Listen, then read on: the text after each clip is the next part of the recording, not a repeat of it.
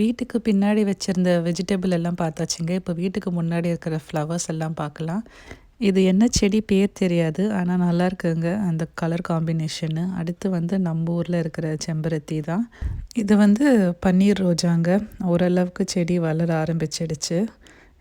அடுத்து இன்னொரு ரோஜா செடி தான். அப்புறம் மம்ஸ் இது கிரிசாந்தமம்னு சொல்லுவாங்க. தமிழ்ல என்னன்னு தெரியல. தெரிஞ்சா கண்டிப்பா சொல்லுங்க. இதுவும் நல்லா கலர்ஃபுல்லா இருக்கு. அதனால இதுவும் வச்சிருக்கோம். அடுத்து இன்னொரு ரோஜா செடி. இது வந்து டபுள் கலர்ல வரும். ஒரு பக்கம் பார்க்குறதுக்கு ரெட்டா இருக்கும். இன்னொரு பக்கம் பார்க்குறதுக்கு ஒயிட்டா இருக்கும். இப்போ சன்லைட்ல பார்த்தீங்கன்னா டபுள் கலர் நல்லா தெரியும். கடைசியா இன்னொரு கிரிசாந்தமம் செடி.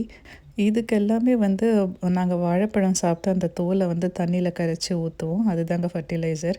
இப்போ வந்து நம்ம எடுத்த சின்ன தர்பூஸ் வந்து கட் பண்ணி பார்க்கலாம் எப்படி இருக்குன்னு. ரொம்ப க்யூட்டாக இருந்தது. உள்ளே நல்லா பிங்கிஷாக இருந்தது. டேஸ்ட் ஆனால் சூப்பராக இருந்தது. நெக்ஸ்ட்டு மீட் பண்ணுறேன். சப்போர்ட் பண்ணுங்கள். தேங்க்யூ.